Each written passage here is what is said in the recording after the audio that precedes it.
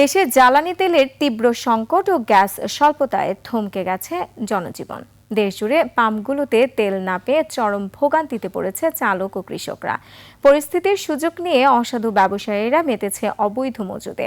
এদিকে গ্যাস সংকটে চট্টগ্রামের দুটি বড় সার কারখানা বন্ধ হয়ে যাওয়ায় হুমকির মুখে পড়েছে ডিএপি সারের উৎপাদন।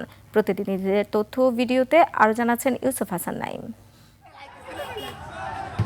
সারা দেশে তেলের জন্য হাহাকার। গোপালগঞ্জের কাশিয়ানীর ঘোনাপাড়ায় একটি পাম্পে তেল নিতে এসে লাইনে দাঁড়ানো গ্রাহকদের মধ্যে সংঘর্ষের ঘটনা ঘটে। বর্তমানে পরিস্থিতি শান্ত থাকলেও জনমনে আতঙ্ক কাটেনি। শিল্পনগরী গাজীপুরেও তেলের সংকট। পাম্পগুলোতে ডিজেল ও পেট্রোল সামান্য থাকলেও উধাও হয়ে গেছে অকটেন। একই চিত্র জামালপুরে। বকশীগঞ্জের ফিলিং স্টেশনগুলোতে রাতভর অপেক্ষা করেও মিলছে না কাঙ্ক্ষিত তেল। পরিস্থিতি সামাল দিতে হিমশিম খাচ্ছে আইন শৃঙ্খলা রক্ষাকারী বাহিনী।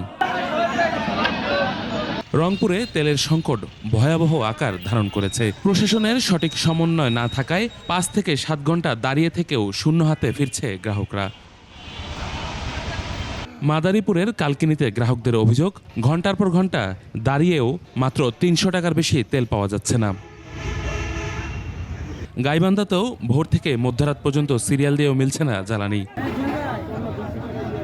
গ্যাস সংকটে বন্ধ হয়ে গেছে চট্টগ্রামের আনোয়ারায় দেশের 2 বড় সার কারখানা সিইউএফএল এবং কাফকো। কারখানা দুটির উৎপাদন বন্ধ হয়ে যাওয়ায় সংকটে পড়েছে ডিএপি ফার্টিলাইজার কোম্পানি। আগামী সপ্তাহের মধ্যে অ্যামোনিয়া সরবরাহ শুরু না হলে ডিএপি সারের উৎপাদনও পুরোপুরি বন্ধ হয়ে যাবে বলে জানায় সংশ্লিষ্টরা, যার প্রভাব পড়বে কৃষিখাতে। দুপুরে ব্রাহ্মণবাড়িয়ার গোকর্ণ এলাকায় অভিযান চালিয়ে 10,100 লিটার অবৈধ মজুত করা ডিজেল ও অকটেন জব্দ করেছে ভ্রাম্যমাণ আদালত। মজুদের দায়ে 3 ব্যবসায়ীকে জরিমানা করা হয়েছে 50,000 টাকা। ইউসুফ হাসান নাইম, 21 টেলিভিশন।